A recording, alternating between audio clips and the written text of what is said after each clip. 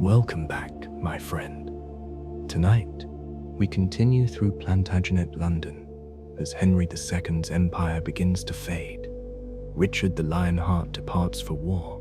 King John drives the kingdom toward Magna Carta, and Henry III raises a new Gothic vision at Westminster. Settle in, breathe slowly, and let the city carry you toward sleep.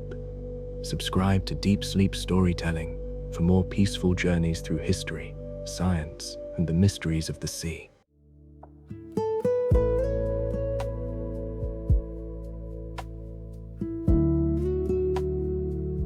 The last years of Henry II and London on the edge of empire. By the time the 1180s arrived, Henry II had been king for nearly 30 years. 30 years of reforms, travels, arguments, negotiations, lawmaking, castle building, and occasionally yelling at sheriffs. He had reshaped England. He had reshaped London. He had reshaped the very idea of kingship. But even great kings are still human. And in Henry's final decade, London watched a king once unstoppable begin to bend beneath the weight of age, grief, ambition, and the unrelenting pressure of his own family. The empire that never rested. Henry II ruled an empire stretching from the Scottish borders to the warm vineyards of Aquitaine in southern France. It was vast, rich, complicated, full of ambitious nobles, proud duchesses, rebellious sons, strategic castles, and enough paperwork to give any clerk nightmares. Henry never stopped moving. London to Normandy, Normandy to Anjou, Anjou to Aquitaine, Aquitaine to London, London to Wales, Wales to back again. Messengers galloped across the kingdom like comets. Ships raced across the channel. London's clerks barely slept. The city had become the engine of a continental empire, a place where information flowed like water, maps unrolled, seals pressed, letters opened, quills scribbled furiously. London thrived in this rhythm of governance. But even the city could sense the strain on the king who held all the strings. The sons who wanted more. If Henry had one fatal flaw, it was that he had too many brilliant, ambitious children, and not enough crowns to give them. His sons, Henry the young king, Richard, Geoffrey, and John, each carried a spark of their parents' fire. From Eleanor, they inherited ambition, pride, charm, and a sense of destiny. From Henry, they inherited willpower, intelligence, strategy, and an aversion to being told no. It was a dangerous combination. Londoners read the royal tensions like a book. The sons are restless. Richard wants Aquitaine. The young king demands real power. Geoffrey is making alliances. John is plotting something. He always is. Henry tried to control his sons, but they were like 4 arrows shot from one bow. Once released, they could not be recalled. What followed were rebellions, truces, reconciliations, betrayals, and London heard every ripple. Merchants gossiped. Nobles whispered in Westminster. Priests prayed for peace. Sheriffs waited anxiously for orders. Clerks prepared for emergencies. A kingdom in motion creates a city in motion. And London always felt the tremors first. The Great Rebellion of 1173 to 74. The first great revolt came like a thunderstorm. Henry the young king, Richard, Geoffrey, and even Queen Eleanor herself rose against Henry II. Families in medieval Europe didn't argue. They launched rebellions. London braced itself. Would the city be attacked? Would the tower stand firm? Would trade halt? Would fire spread through the streets? But Henry, in one of his most extraordinary displays of leadership, crushed the rebellion. London celebrated quietly, not with cheers, but with the relieved sigh of a city that values stability above all. Still, something had changed. Eleanor was imprisoned. The sons were forgiven but not forgotten. Henry grew older, heavier with disappointment. London sensed in him a new heaviness, like a great tower settling into the earth after an earthquake. The death of the young king. Tragedy struck in 1183. Henry the young king, once the golden son, the heir, the future of England, died of illness at just 28. His death shook the realm. Londoners gathered in churches, lighting candles, praying for the king who must now mourn a child. Chroniclers wrote that Henry II wept more for this one son than for any event of his life. It softened him, it exhausted him, and it sharpened the ambitions of his surviving children. Richard saw a clearer path to the crown. Geoffrey maneuvered politically. John waited patiently, like a cat crouched behind a door. London watched all of this unfold with the tired understanding of a city long accustomed to royal storms. London in the late Henry II era. While the royal family unraveled, London thrived. Trade expanded.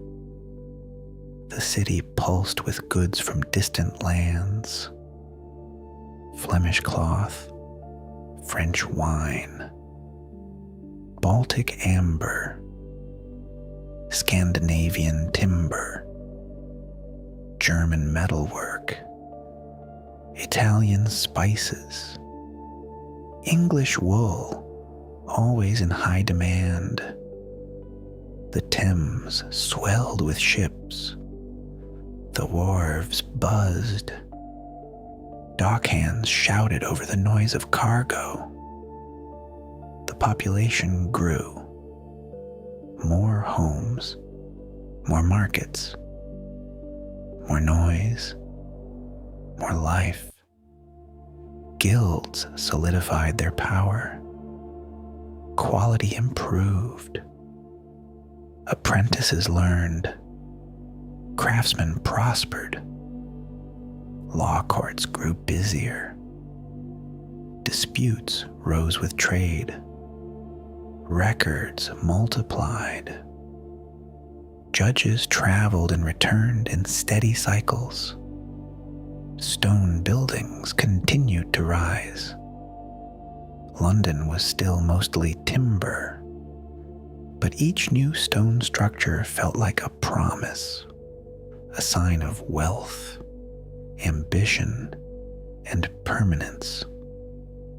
London was becoming the economic heart of Henry's empire, even as his family strained at the edges. Geoffrey's death, another blow. In 1186, Henry's son Geoffrey died in a tournament accident. Another young life gone. Another thread of hope snapped. Londoners mourned again, not for a prince they knew personally, but for the sorrow that weighed on the king, and the instability that followed every royal tragedy. The city's clergy held mass, candles burned in chapels, whispers filled taverns. Only Richard and John remain now. Richard wants the throne. John wants everything, probably. Will Henry hold this kingdom together much longer? Richard turns against his father. The final blow came from the son Henry once placed the most hope in. Richard, soon to earn the title the Lionheart. Richard demanded recognition as heir. Henry refused, perhaps fearing that once named successor, Richard would press harder.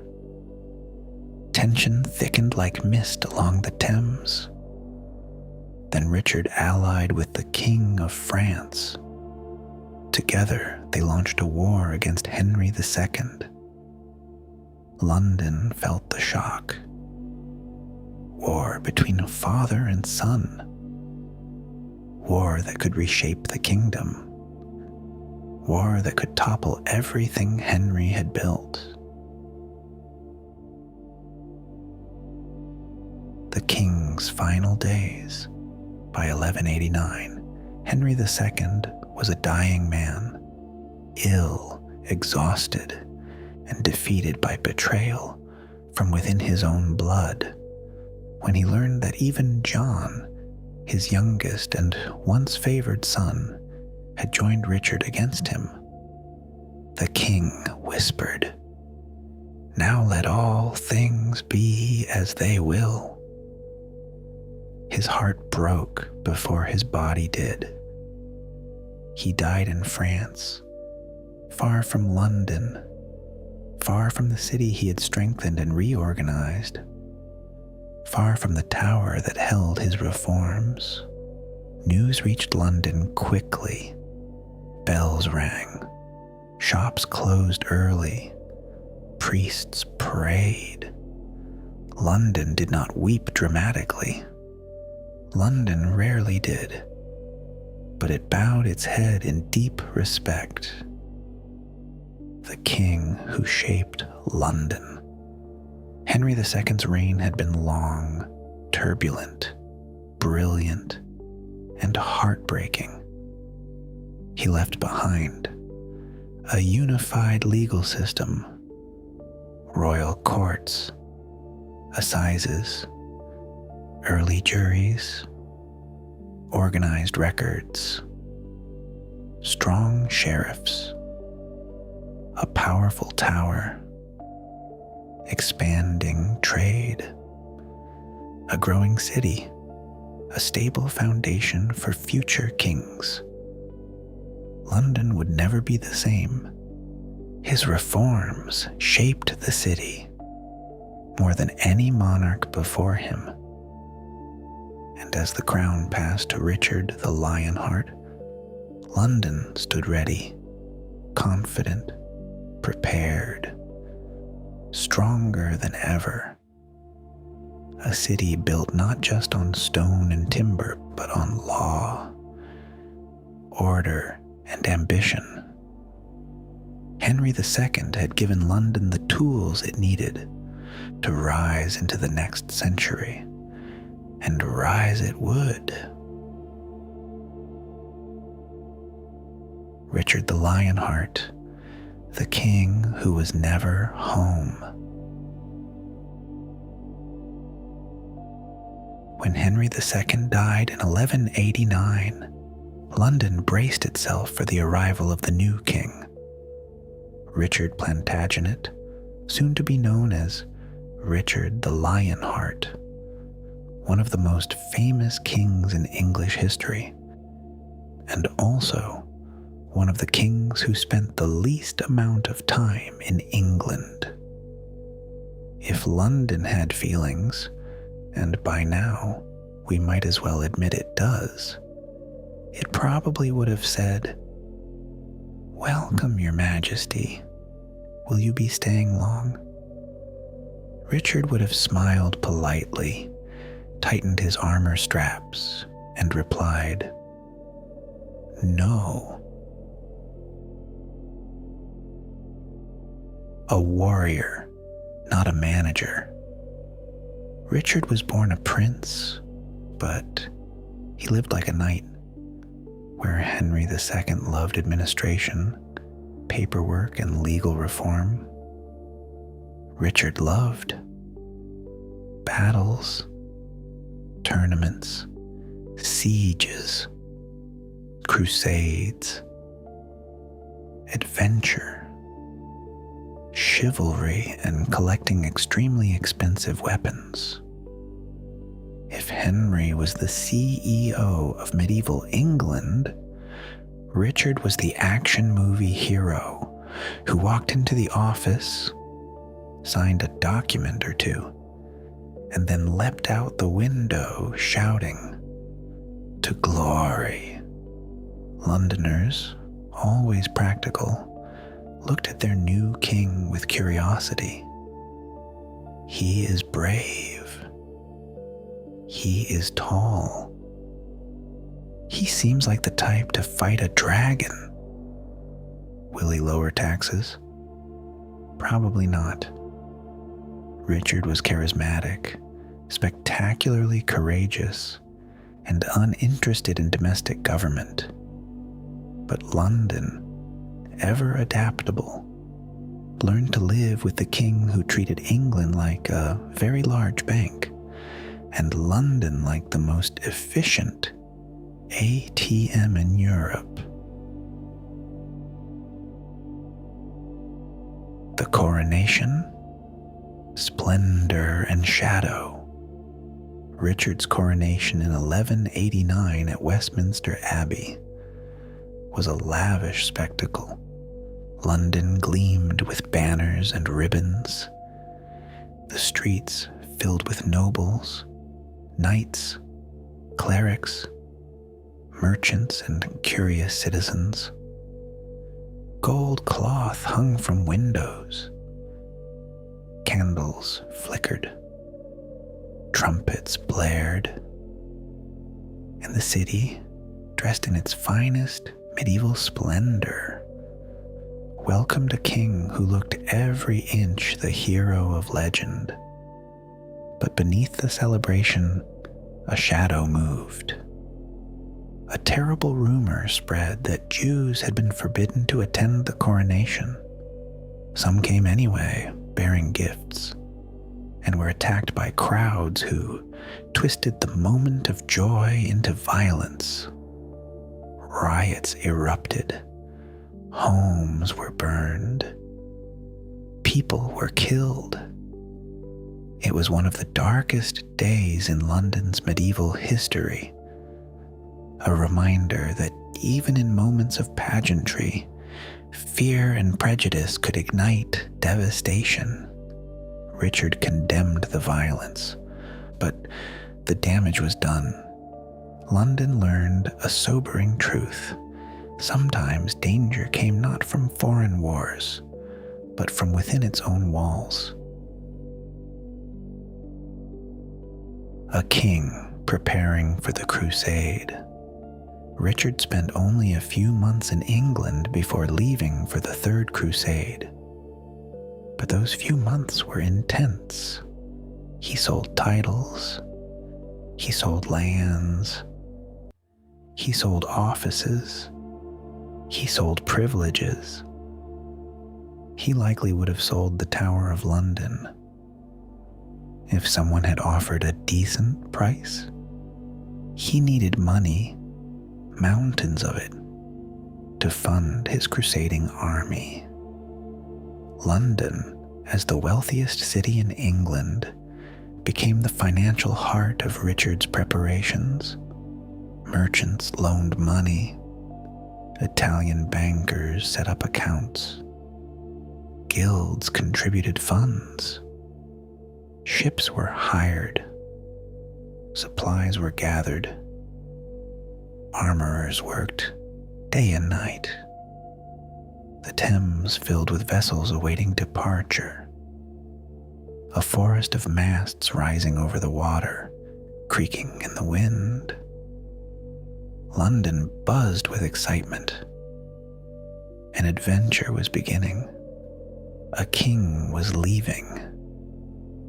And when Richard finally departed, his armor shining like a moving constellation, London watched him go with a mix of pride and trepidation.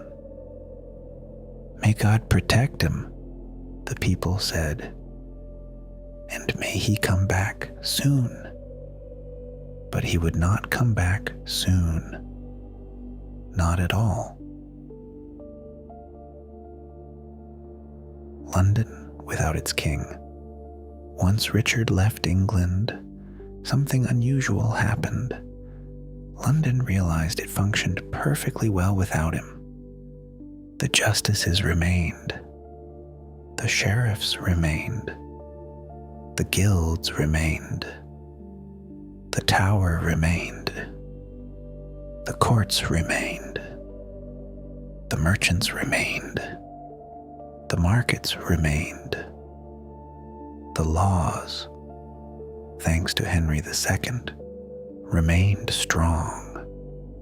Richard had inherited a kingdom that practically ran itself.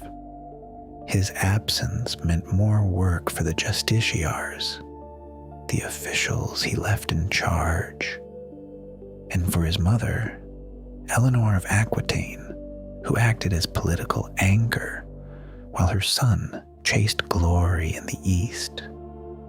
London adapted quickly, because London always adapts. It held its breath as news trickled in. Victories at Acre, the march toward Jerusalem, Richard's duels with Saladin, desert heat, sieges, treaties, diplomacy, valor that seemed almost mythical. But the city also heard other news, less triumphant. Richard's army struggling, dwindling resources, and worst of all, Richard's capture.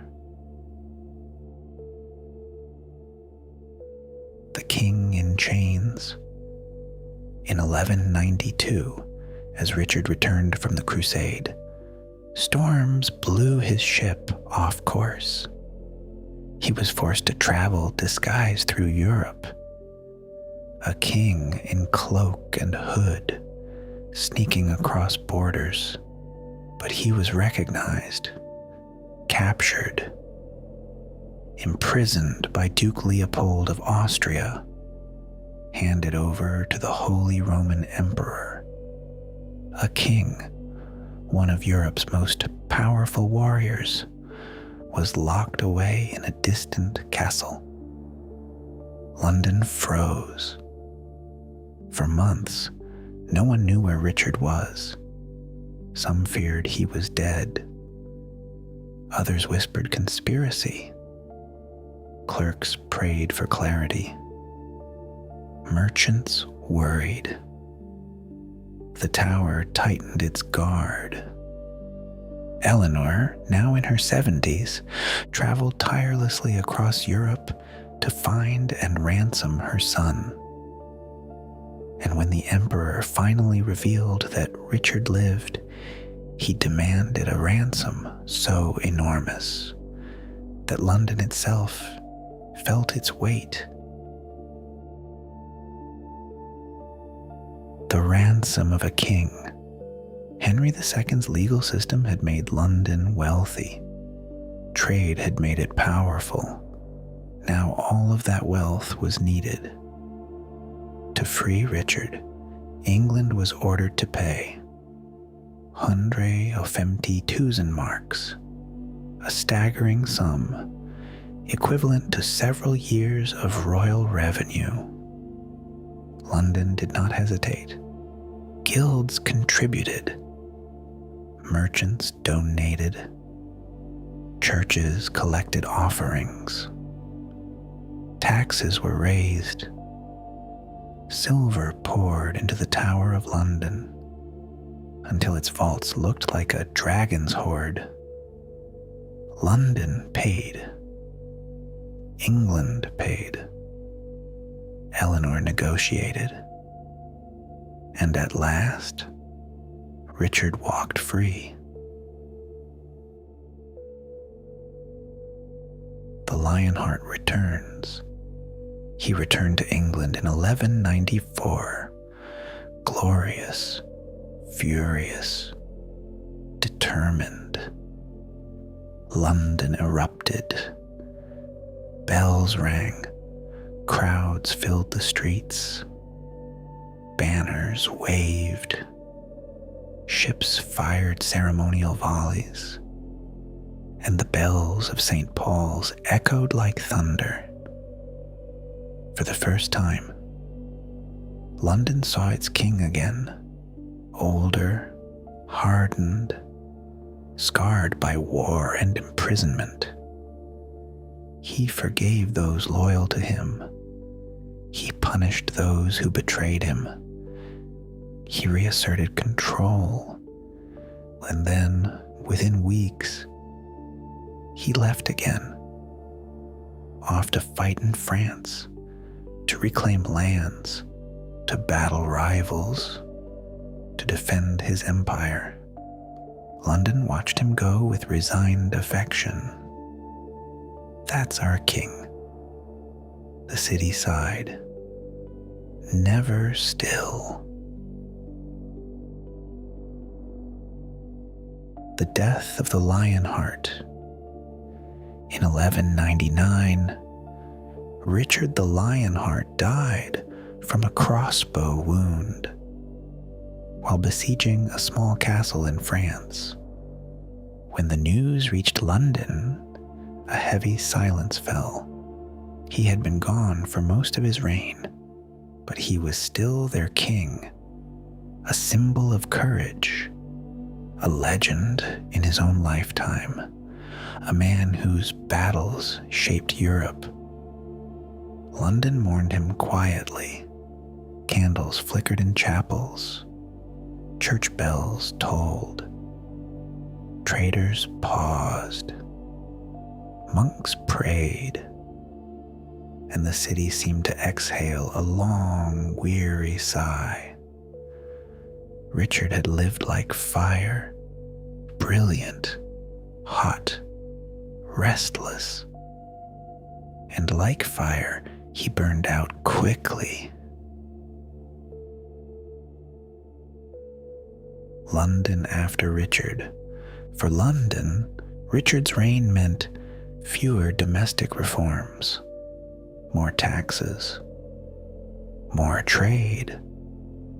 Thanks to crusading demand, heavier financial responsibility, a growing administrative class, stronger international ties, and the realization that England could survive and even thrive without a king constantly present.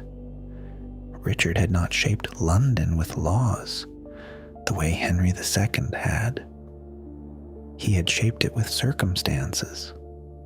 His long absences forced stronger bureaucrats, more capable sheriffs, disciplined courts, and a city learning to carve its own destiny. London had become self-assured, a city that ran efficiently regardless of a king's presence. And as the crown passed to his brother, a very different man stepped forward. King John. London straightened its back, tightened its grip on its ledgers, and prepared itself. Because if Richard was the king who was never home, John would be the king. London could never forget.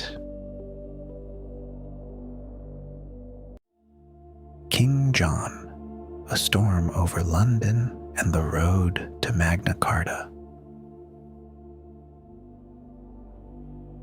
When Richard the Lionheart died in 1199, London braced itself. The crown now passed to John, youngest son of Henry II, brother of Richard, and a man with a reputation so shaky that even medieval chroniclers who adored drama struggled to describe him politely. One wrote simply, "John was not like his father." Another wrote, "John was not like his brother." And a third wrote, with admirable honesty, "John was John." London, practical as always, translated this to mean, trouble is coming. The city looks at its new king. Unlike Richard, who treated England like a homeland he occasionally visited, John stayed in England more often. At first, London appreciated this, a present king, a government close by, a monarch who actually spent time in the city. It seemed promising, but London soon realized something unsettling. A king being physically present is not always the same as a king being competent. John was intelligent, sharper than most kings before him. He was educated, strategic, a skillful administrator, and capable of understanding complex financial systems that would make a modern accountant weep with joy. But he was also unpredictable, suspicious, impulsive, vengeful, and deeply insecure. He wanted to be loved. He wanted to be feared. He wanted control. London quickly learned that satisfying John was like trying to hold water in your hands. No matter what you did, something always slipped through. The fall of Normandy, a shock wave through London. John inherited Richard's vast territories. England, Normandy, Anjou, Aquitaine, and more. But in 1204, disaster struck. John lost Normandy to the King of France. This wasn't just a geopolitical shift, it was a cultural earthquake. For more than a century, England's kings had been Normans, ruling a cross-channel empire. Many London merchants, clerks, bishops, and nobles had lands, family, and business across the Channel. Losing Normandy meant disrupted trade, severed property ties, rising insecurity, humiliation for the crown, and the beginning of a new phase of English identity. Londoners whispered, "Is this the end of the Angevin Empire? What happens to our trade? Will taxes rise? They always rise." John blamed his barons. His barons blamed John. And London, caught in the middle, tightened its belt and prepared for the next blow. John and taxes, a complicated love story. John needed money, vast amounts of it, to fight the French, to defend remaining territories, to rebuild armies, to maintain court life, and to satisfy his own sense of royal dignity. So he taxed, and taxed, and taxed again. London felt every coin. Merchants grumbled, guilds sighed, fishmongers shook their heads, alehouses buzzed with complaints. The tower's treasury overflowed. John squeezed the city like a lemon and expected it to keep producing juice. London, to its credit, kept paying. For a while. A king at odds with the church. If John had a list of people to argue with, he would have put the church at the top, and then, enthusiastically, checked it off. The crisis began in 1205, when the Archbishop of Canterbury died. The monks chose one candidate. John chose another. The Pope chose a third. It was a medieval version of, "I choose this." "Well, I choose that." "No, I choose something else entirely." John refused the Pope's choice. The Pope retaliated. England was placed under interdict, meaning church services were halted, marriages couldn't be performed, the dead couldn't be buried properly. Imagine the entire city hearing, "No more Mass, no more weddings, no more funerals." Londoners felt spiritually stranded. And John? He responded by seizing church lands. This did not improve the situation. Eventually, John surrendered to the Pope, because ruling a kingdom in eternal religious penalty is not good for business. But the damage to his reputation lingered, heavy as fog over the Thames. London becomes the negotiation table of the realm. By the early 1210s, John was at odds with his barons, the church, the French, the Scots, the Welsh, several mercenary captains, the city of London, the weather, and occasionally himself. London's streets filled with murmurs. The barons will revolt. John cannot keep demanding money. Something must change. The king grows desperate. What will happen to us? Merchants sensed the tension. Guilds prepared cautiously. Sheriffs reported unease. Clergy prayed for peace and for their lands back. The pressure built like a storm, gathering strength. And in 1214, the storm broke. The disaster at Bouvines. John attempted to reclaim land in France and restore his shattered prestige. The Battle of Bouvines in 1214 was catastrophic.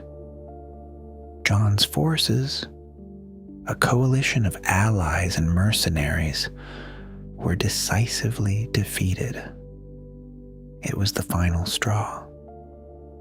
When news reached London, the city felt the shock in its bones. Merchants panicked. Barons raged. Clergymen paled. The Tower's officials braced for chaos. John returned to England a weakened king. No victories, no glory, only enormous debt, and endless demands for more taxes. The barons had had enough. They gathered their forces, took an oath, raised their banners, and marched. London chooses a side. In 1215, in a moment that would echo for centuries, London made its choice. And London did not choose King John. The city opened its gates to the rebel barons. The bells rang. Crowds cheered. Guildsmen shook hands with knights. Clerics blessed the banner of rebellion. London became the barons' stronghold, the center of opposition to royal tyranny. John was stunned. He had assumed London would always support the crown. He underestimated the city. London valued stability, trade, law, rights, predictability, fair taxation, and good governance. John had endangered all of these, so London stood with the barons. It was a turning point in English history. The road to Runnymede. Faced with rebellion, with London defying him, with barons advancing, with the church watching, John had no choice. He agreed to meet. Not in a hall, not in a castle, but in a meadow by the Thames, Runnymede. There, in June 1215, London's representatives stood beside the barons as they presented a document, a charter, a list of demands, a set of rights, a limit on royal power. John sealed it, and the world shifted. Magna Carta, London's victory. Magna Carta was not just a piece of parchment. It was a promise that even kings must obey the law. It protected merchants, towns, churches, barons, rights of free men, common procedures, inheritance rules, property, and the liberties of London itself. One clause stated explicitly that London would keep its ancient liberties, The city had helped birth Magna Carta, and it would never forget it. A king broken by his own reign. John never accepted Magna Carta in his heart. He tried to annul it. He fought the barons again. Civil war erupted. But in 1216, weak, sick, and defeated, John died. London did not rejoice. For all his flaws, he had been their king, a man whose reign brought profound suffering, but also profound change. The city took a deep breath, as if releasing years of held tension. England would move forward, London would rise higher, and Magna Carta, born from conflict, shaped by London, signed by a broken king, would become one of the most important documents in world history. Henry III, the Builder King and London's Gothic awakening. When King John died in 1216, London exhaled, slowly, cautiously, like someone opening a window after a long, suffocating storm. The crown passed to his 9-year-old son, Henry III, a child king. Normally, this would terrify London, but this time, strangely, it felt like hope. A boy could be guided, shaped, taught, maybe even loved. Most importantly, a boy had not yet made enemies. London, tired from rebellion and war, looked at young Henry and thought, perhaps this time we begin again. A child on the throne. Henry III's early reign was guided by experienced men. William Marshall, the legendary knight, the Archbishop of Canterbury, loyal royalists, and a council determined to restore stability. London supported them wholeheartedly. The city had no desire to repeat the chaos of John's final years. Trade needed peace. Markets needed safety. Guilds needed stability. And so, for the first time in a long time, England, and London with it, began to mend.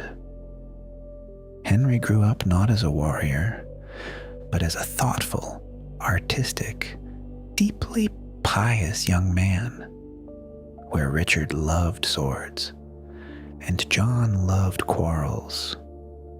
Henry loved architecture, saints, liturgy, illuminated manuscripts, jewels, storytelling, elaborate church decoration, and anything French and elegant and gorgeous and oh so refined. To put it gently, Henry III was not a Plantagenet in temperament.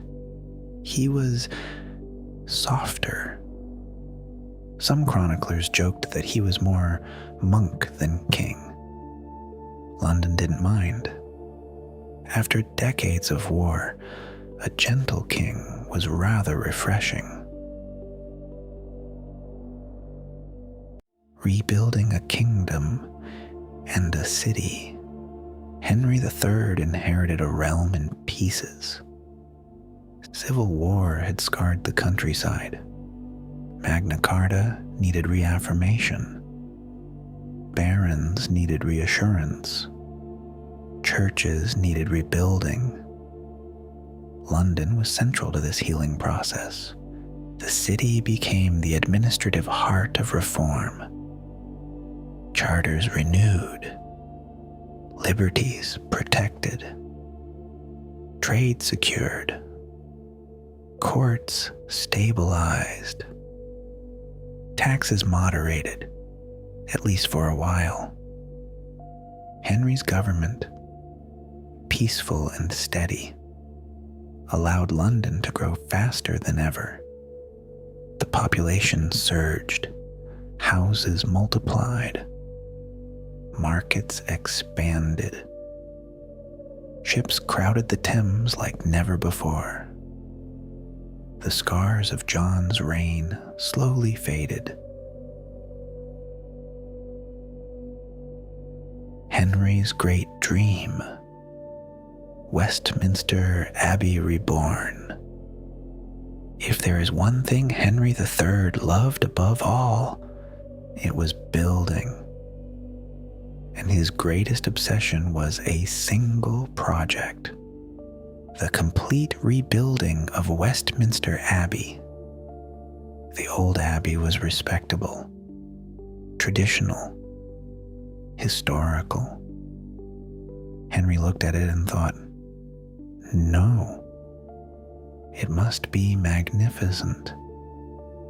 He wanted a cathedral worthy of kings, a glowing monument of faith, a jewel of architecture, a shrine for St. Edward the Confessor, whom Henry admired with emotional intensity.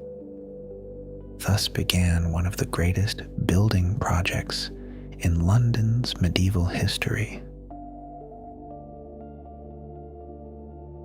The Gothic Revolution arrives. Henry introduced to London a style then sweeping across Europe. Gothic architecture. Features included pointed arches, tall windows, intricate carvings, ribbed vaults, flying buttresses, soaring ceilings, ethereal light, and an overall aesthetic best described as, let's see how close we can get this building to touching heaven. Londoners were astonished. Westminster Abbey began rising, not like a fortress, but like a prayer sculpted in stone.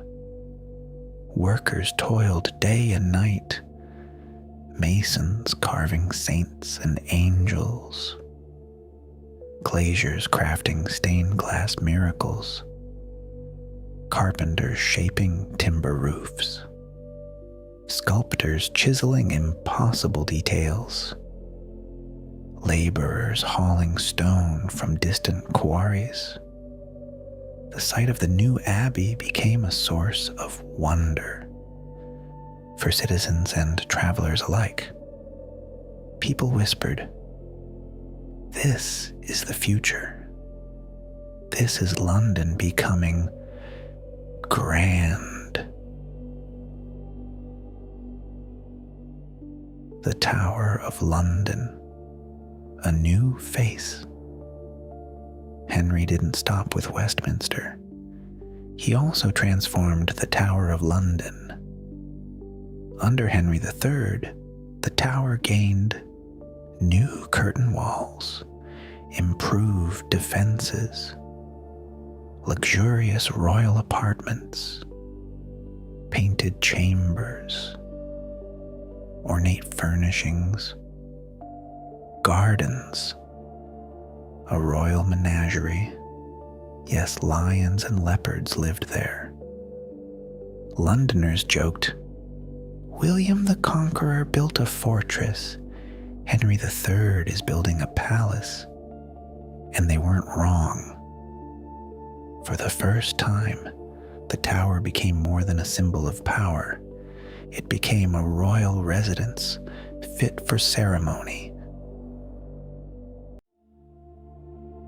London's golden century begins. The 1200s marked one of London's great turning points.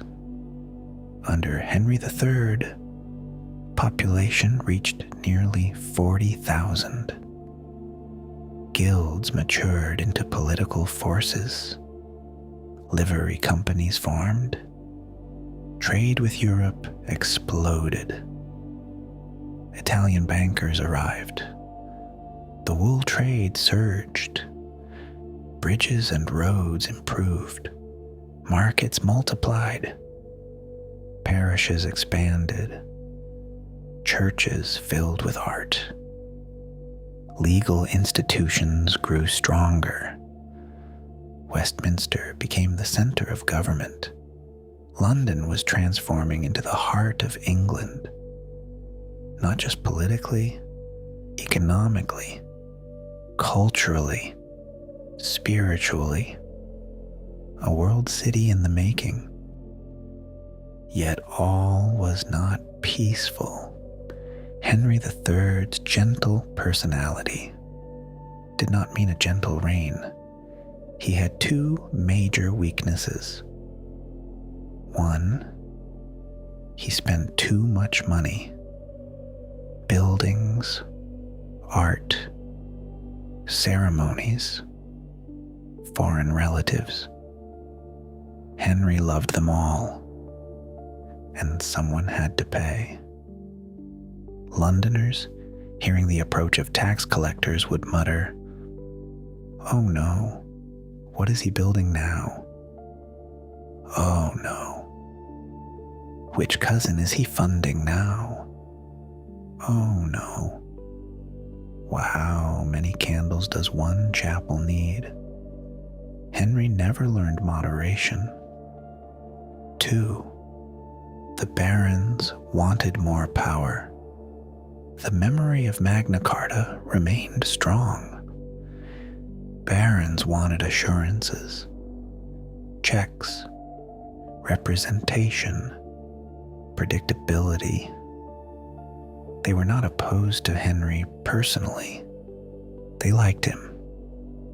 He was polite, but they wanted a functioning constitutional monarchy, not a king whose spending habits could rival an enthusiastic interior designer. Tensions grew, slowly, quietly, relentlessly.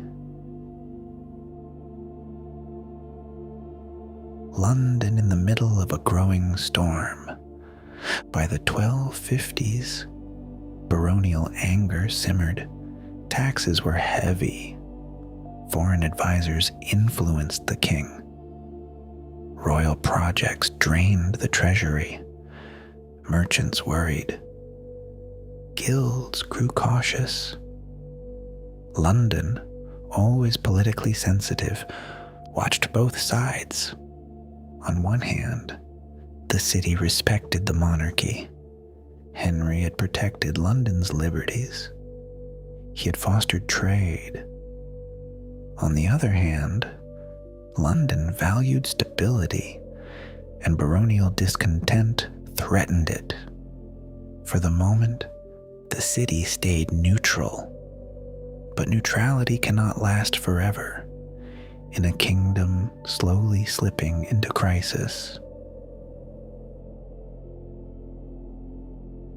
The provisions of Oxford, a constitutional earthquake.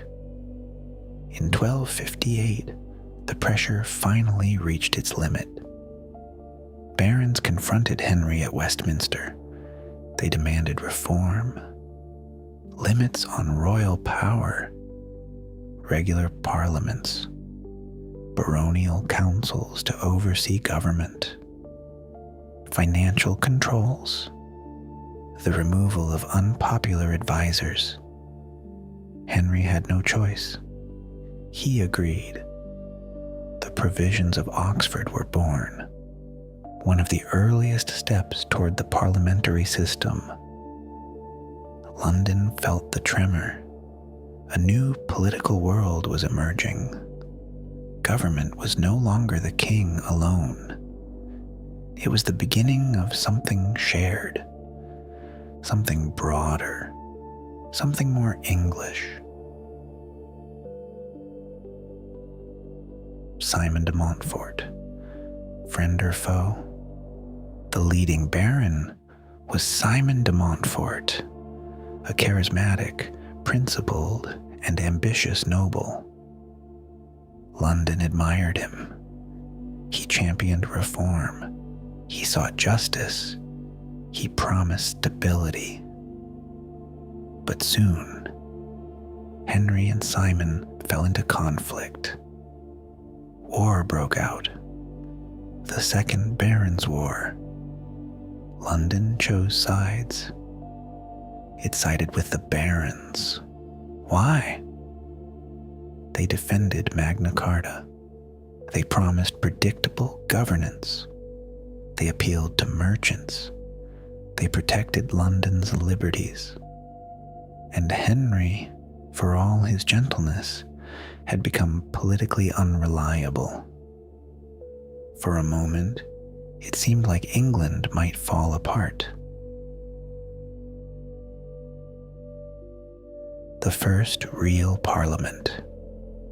In 1265, Simon de Montfort summoned a parliament that included not just nobles and bishops, but commoners, representatives from towns and boroughs. London sent delegates. It was revolutionary. The idea that ordinary townsmen, guild leaders, and merchants could participate in national government was astonishing. The echo of this moment will continue for centuries, and London, proud and powerful, never forgot that it was part of this first spark of modern democracy. The war's end and Henry's final years. Eventually, Prince Edward, Henry's son, defeated Simon de Montfort at the Battle of Evesham. Peace returned. Henry, older now, spent his remaining years quietly, praying, building, decorating Westminster, finishing parts of the Abbey, and trying to mend a kingdom fractured by internal conflict. He died in 1272. London mourned him, not as a perfect king, but as a gentle one, a builder, a dreamer, a monarch whose greatest gifts to the city were made of stone, glass, and quiet devotion. Westminster Abbey, his masterpiece, stood as his legacy.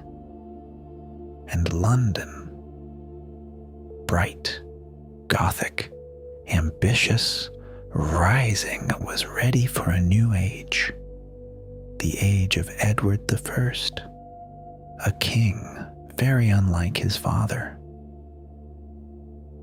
and one who would shape London in ways both magnificent and terrifying. Edward. And so, my friend, our second journey through Plantagenet London comes to an end. Henry II's empire has faded. Richard has chased glory beyond England. King John has been forced to seal Magna Carta, and Henry III has raised a new Gothic vision at Westminster. Rest now. Edward I and a more powerful London await.